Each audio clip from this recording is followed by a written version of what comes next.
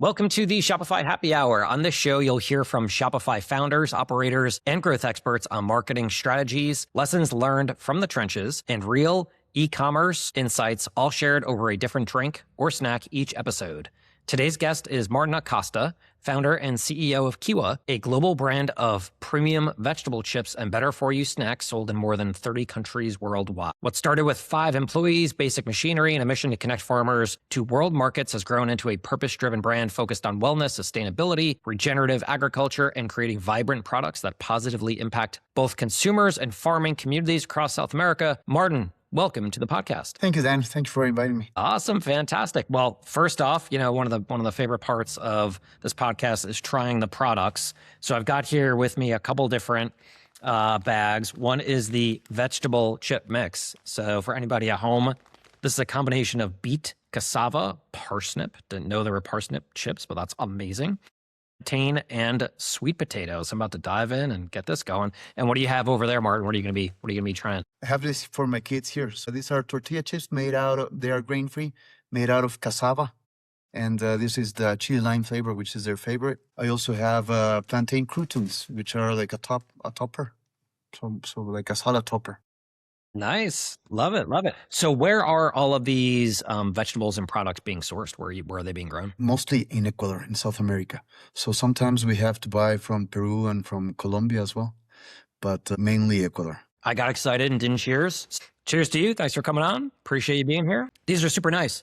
Definitely earthy, and you can tell it's real. It's not like, for lack of a better word, crap products that are not real food. You can tell this is like a dense chip that is vegetable based. So really solid so far, just like light flavoring, really good crunch, the right amount of salt.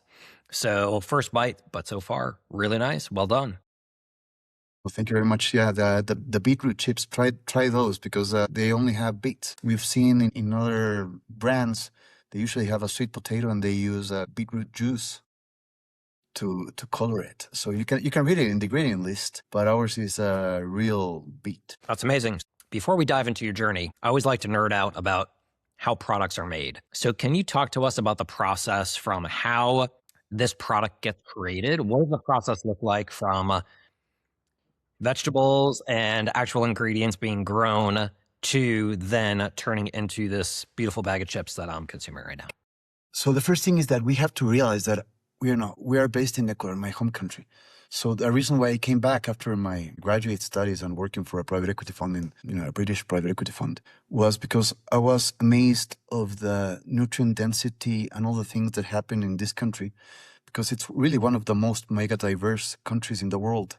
So it's a tiny country. In 2 hours, I can be in a snow-capped mountain. In 4 hours, I can be in the jungle. In 4 hours, I can be at the beach, any time of the year. And really, so it's fascinating what we can source here, right? So we are sourcing from 9 out of the 21 provinces. And yeah, sometimes we have to buy as well from Peru, the sweet potatoes, and from Colombia, other products. So we work directly with farmers. That means that we have technical guys on the fields every day. They are visiting them, so they are part of our team really. And through that work, we created a direct trade program where we provide them technical assistance, of course, but also fixed prices, all year long.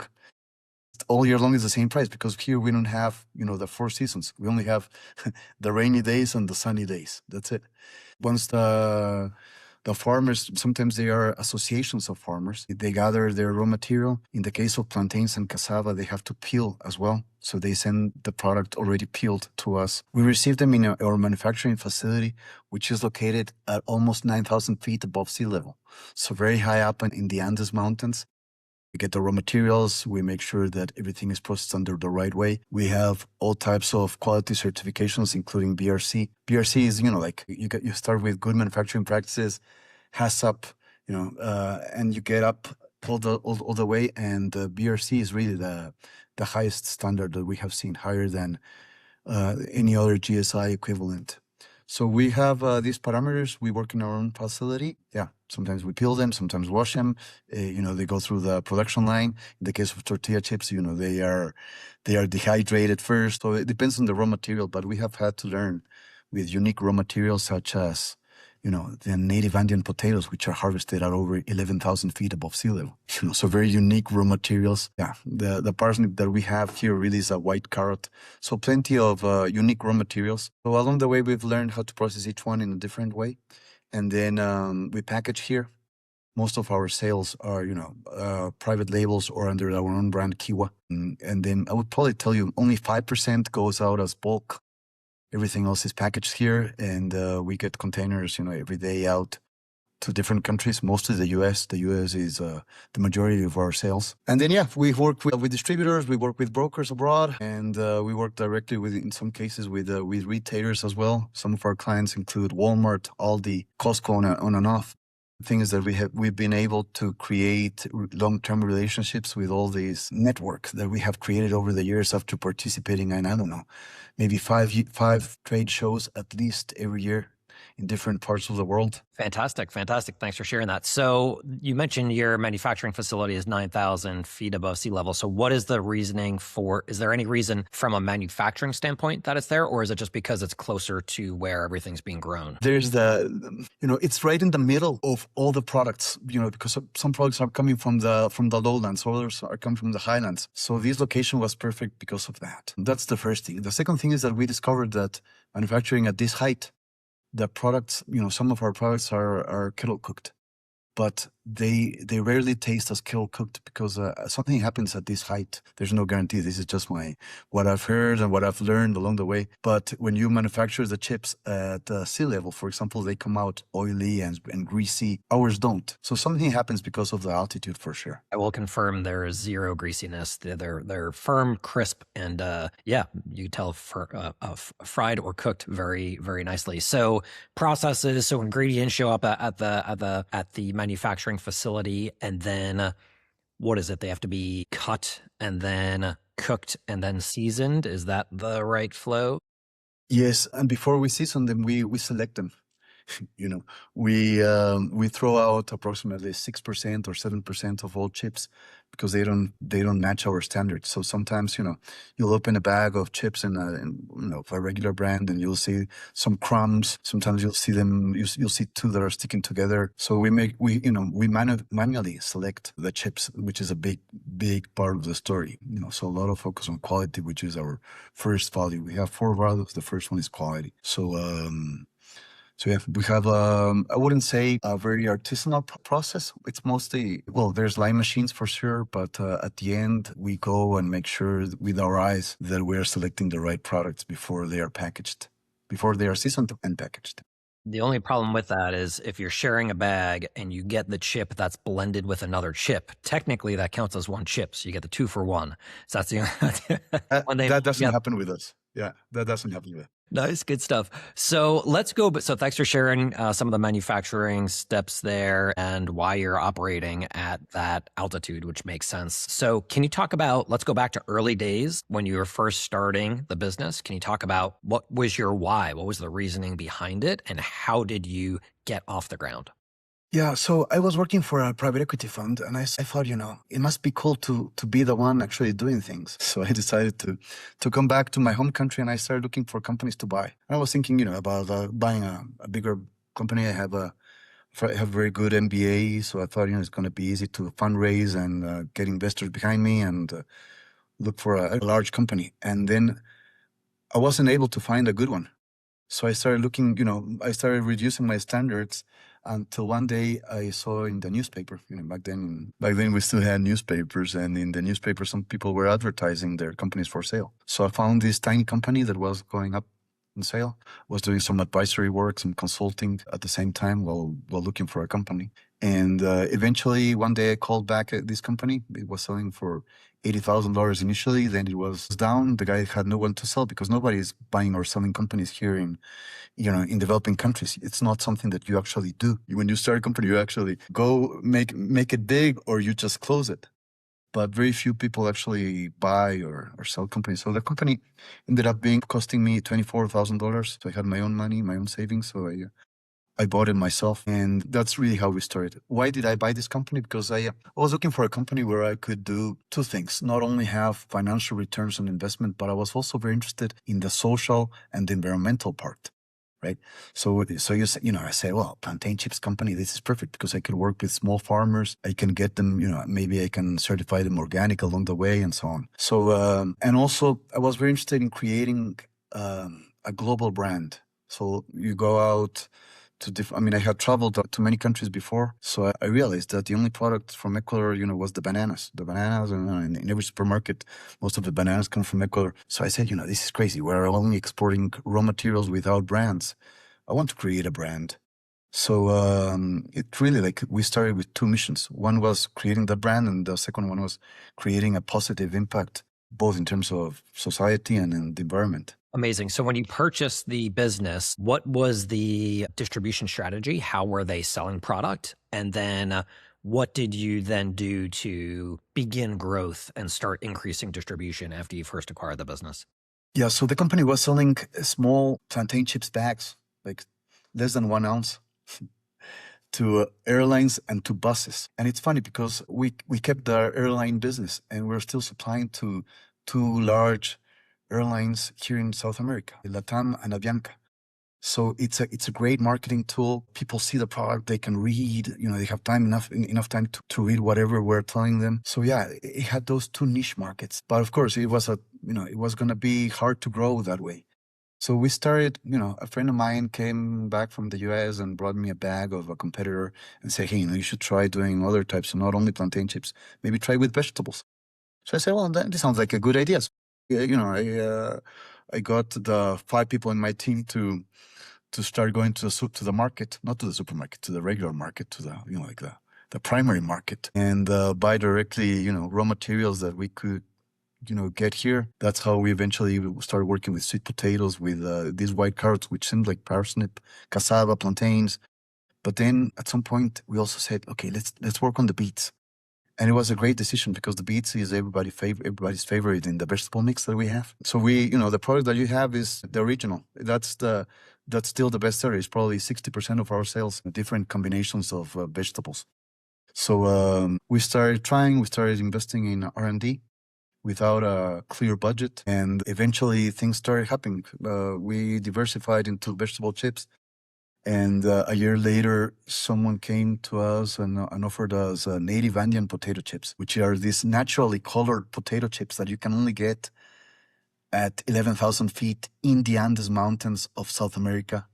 And they had been kept for ages, for centuries, families that kept them for nutritional purposes. So we started diversifying that way. Today we're diversifying into cacao products. We just got a request for cacao chips for Walmart. We're doing cacao honey. So we're diversifying to other raw materials that are unique that can be found here. So I will say I've been trying lots of different chips, and I just got one of the beet chips, and you're not kidding. That is pretty amazing. It is definitely a favorite. Those are super tasty. So okay, so when you acquired the business, they had some existing distribution channels with airlines, and you have continued that over the past couple of decades, it sounds like, and expanded upon that. Talk to me about the retail distribution. How did you start locking in those retail accounts? I know you mentioned Walmart, you mentioned Costco on and off. How did you land those retailers? What did that look like? We started going to trade shows, and it really, that's how it really started. So we started, you go to a trade show, and the second year, they already know you. The third year, they already start trusting you. The fourth year, you're friends already. So eventually, you start doing business. So it's been a consistency thing in terms of trade shows. Yeah, it's been mostly through trade shows, and then at some point we felt like a tipping point because people started approaching us, online, just like random emails, and it happens like every week. Every week we get some type of email from somewhere in the world, the UK, the US, late in the last 2 weeks, saying, hey, we want, can you do this for us? Today's, Mitsubishi from Japan approached us for banana chips. So it's not something that we were going to be able to do because they want coconut oil and we cannot source cheap coconut oil here. But, at least we're getting approached by all these different sources. But yeah, it started with trade shows, really.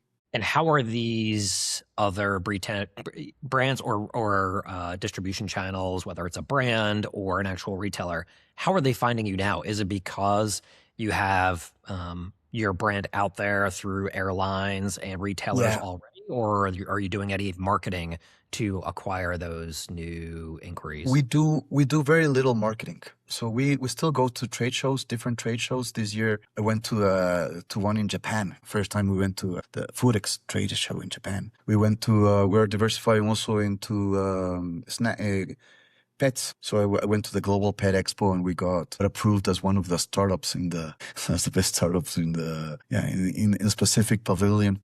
So it's been a matter of that. I mean, there are crazy stories. Like one guy from Damon. Damon is one of the largest brokerage companies in the States. One day he got a call and said, hey, and the guy was like, hey, I know it's you, but I was looking at, I'm not sure if it was Walmart or what retailer it was. We were doing a private label and it said product of Ecuador. And the guy was like, I started looking for product of Ecuador vegetable chips. And I know it's you guys. You guys are doing this for Walmart. So I want this to come to a retailer in Asia. So that's how we started a relationship. And, that was probably 10 years ago, 10 years back. 10 years forward, the guy just invited me to spend summer at his house in near Idaho. So I might go. Who knows? Fantastic. Talk to us about private label versus brand deals through retail. What are the pros and cons of each, and how does that get decided through the, let's say, negotiation process? Yeah, so up until 2018, all of our sales were Kiwa branded. In 2018, actually, it was with Walmart, the first customer. So we presented the Kiwa brand and they started saying, hey, we like the product, but we want it with our own brand. And it was really the first decision. I mean, it was kind of shocking initially, but we said, okay, it's Walmart. Let's be open about this because of the opportunity. And then eventually we started seeing, in the first year, we already had 10 private label customers in the first year. So by 2019, we had 10. And so the private label, trend accelerated during COVID. We saw that clearly. And after COVID, 70 to 75% of our sales right now are private labels, which is crazy because that wasn't the original intention of us. So we want to protect the Kiwa brand. We have positioned it in some countries, mostly in the Middle East and Latin America. So those are the two areas where we focus on our own branded product. And there are always options that open in different countries, but in the States, under our own brand, we're selling very little. It's mostly through e-commerce and through regional distributors. But it's tough to make business nowadays with a brand, especially in countries like the US. So private label is such a monster, is such a tendency that it's very difficult to fight against it. Does pricing change when you're working with a retailer like Walmart? Do the economics change? Yes, because there's a marketing budget that we don't charge when we're doing private label. So it's even cheaper to private label part. With Kiwa, we have to allocate from the very start, maybe 10, 12%, whatever it is, 5%, 15%, depending on the negotiation and the country. But we have to allocate that for marketing because we know that we're going to have to finance or sponsor events.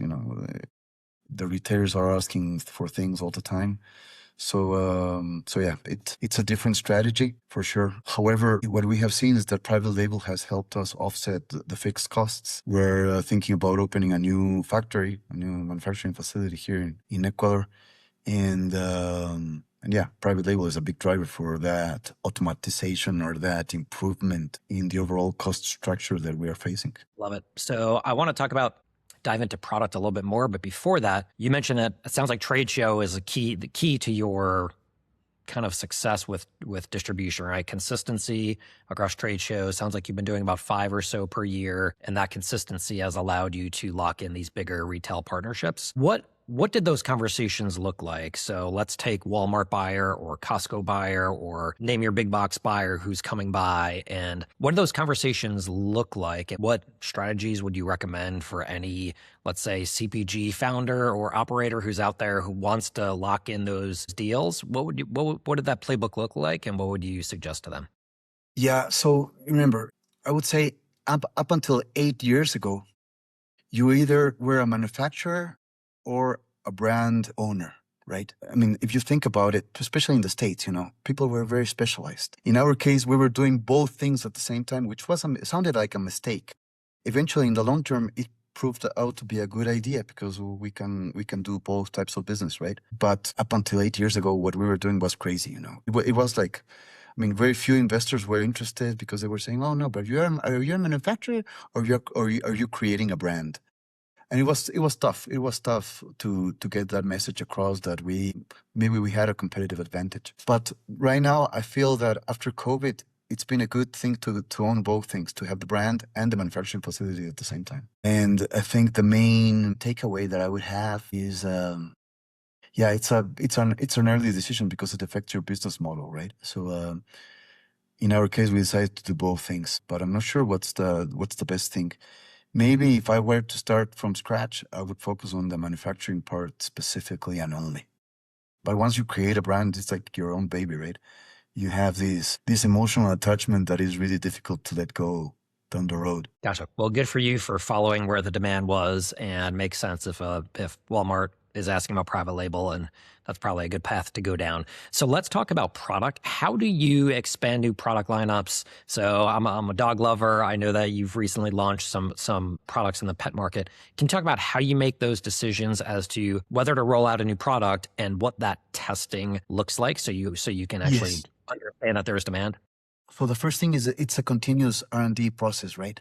Continuous. So we use trade shows a lot for that. I would say that's our main source of information. We take a product, and if no one is interested, well, no one is interested. But sometimes at these trade shows, we have our eyes open and things start happening. We also have a lot of relation with other companies. We are members of the cluster of superfoods of Ecuador, which has 40 companies. Everybody is trying to export superfood from Ecuador, and by being there, we have communication, and sometimes we have access to innovation that normally we wouldn't have. But yeah, I think it's in the trade shows mostly. We've tried doing, focus groups, and I'm not a big fan of them. Fortunately. But yeah, so we, for example, for the pets, how we did was how we got into the pet industry was interesting because we were showcasing at a trade show for humans, and the guys right next to us were a pet company, and they said, "Hey, you're working with sweet potato already. Can you do dehydrated sweet potato chips for us?" And we were like, "Yeah, sure, why?" And the guy, well, sweet potato is great for digestion for pets, for dogs. So we have been looking for someone to provide us, and since you are in South America, you have access to the raw materials. Please send us some dehydrated sweet potato chips. So that was our first customer, and then we decided to create an entire line around sweet potatoes, mostly with snacks. So the second year, I got some sweet potato bones, like bone-shaped sweet potatoes, and they were gone in 3 hours. So by day 2, we had nothing to show, nothing to exhibit in terms of samples of pets. So we knew we were up to something, and then we were invited to participate in the Global Pet Expo, which is like the largest show which is in Orlando. It was just in March. So we went there and started showcasing. We developed a new line called toppers, which are the supplements that you put on top of the regular food for dogs. And boom, we've seen a lot of interest, a lot of demand. So we're playing along that, but we didn't know how to package it. So after talking to a number of potential retailers, of potential buyers, we discovered that maybe we need to redo our packaging and start offering in little sachets of half an ounce or something like that. So that's something that we're still debating on, what's the best packaging within a month time or something that we should be able to get that up and running.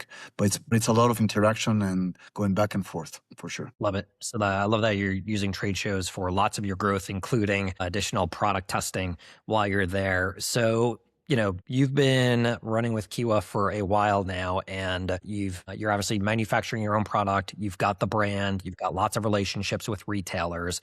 I'm sure you've seen lots of different CPG businesses over the years come and go. You've also seen lots of successes. What do you think differentiates a CPG business for the ones that succeed and stick around versus the ones that, maybe there's some excitement for 1 year and then they're gone? What are the core differences with those?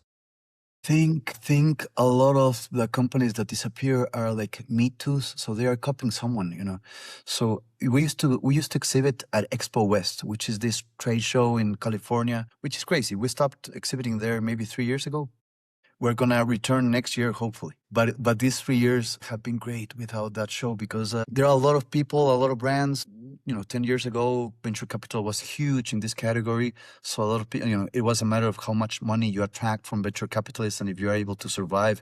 And everybody was focusing on market penetration, market share, not not profit, market share, which is different. So everybody was looking to get an exit, and there weren't enough companies to buy. I mean, there were so many companies trying to sell, but there are only, a couple of Hershey's, General Mills, no more than 10. PepsiCo was a buyer as well. At some point, we decided that that game was crazy, but we played it and we lost $500,000.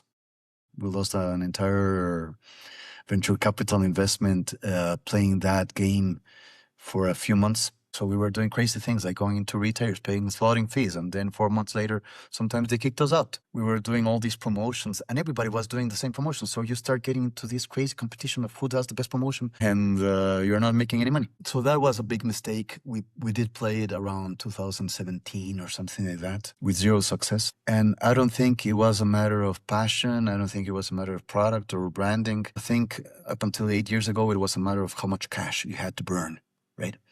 Right now, I think it's a different story. I think innovation is a key role, but but the first year, not the second year. So, you go to a trade show like Expo West, and I remember one year it was crickets, one year it was kale. There's always a clear tendency that everybody's following, turmeric. So everybody's doing things around turmeric. The next year you go back and it's something else. But there are so many companies doing that something else that is like the tendency of that year that is very hard to pick up a winner. So I think it's very good to start differentiating in different things from day one and try to create your own blue ocean. I like that book, Blue Ocean Strategy. That's something that I would highly recommend. Similar thing for D2C and just marketing in general, right? Is finding the right positioning and not doing the same Me Too brand, right? Because I think it happens with a lot of founders or operators where they see a brand having success and say, oh, well, if they've done it, so can I. And every now and again, you'll see a success if that second brand can somehow operationalize much faster or they've got something that can help them get ahead. But a lot of the times it's just first mover advantage. They already have traction. Their brand is already known. So it's hard for that second player to come through. So I think you just figured out your next product lineup. It's cricket chips with some kale and turmeric on top. I think that's the play. Yeah, so, we're like 5 years later though. Yeah. So Martin, let's move on to the speed round. So each answer in about a minute or less. So what is one book that you highly recommend? I know you just mentioned one, but you can mention that. Or if you have a different one, you can throw that in here too. I just read one that I think is interesting. It's called Traction. And I think it was recently written, but I really like that one because it's good in giving you a structure. Awesome. Fantastic. And what is an under the radar product or brand that you love? I love the Andean Lupini beans. She's a product that is like the highest source of non-animal protein. So we get 50% of protein. With whey, you get up to 90%. But, the Andean Lupini beans, we call them chochos here in Ecuador. The chochos have 50%, and it's crazy because if you think about high protein products, they usually have quinoa, which has 14%. Usually have green peas, which only has 22%.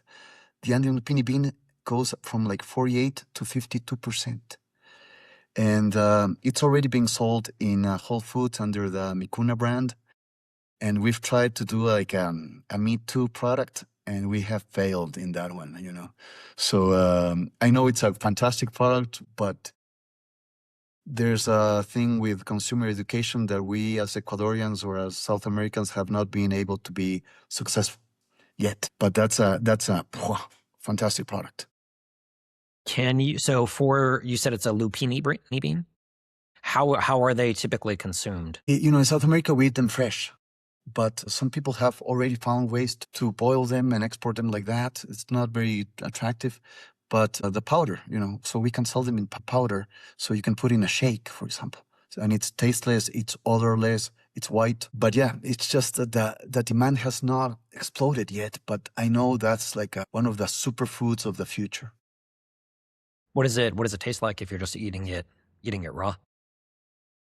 I wouldn't say like a green pea. I would say like a tasteless, a tasteless bean. Okay, all right. Well, as a marketing guy, that's probably not the tagline for it, but it's good that there's a good I nutritional mean, you have to profile. eat it with salt. We usually boil it and put some salt on it because otherwise it's not very too much fun. But that's one product where we have tried. We have taken this to like 4 or 5 trade shows and it hasn't worked yet. I imagine it's just a yet because the protein craze is pretty insane right now. And so 42% is extremely high for a vegetarian vegan product. Interesting. Okay. I have not heard of that. I will have to check it out. What is one thing that you do better than most people just naturally? And how do you do it? Me as a person, Yes. I think it's motivating or crazy selling crazy ideas to the team and to investors and to buyers sometimes. Okay. Anything that you do different than others? Like what is the key that will help you sell somebody on a new idea?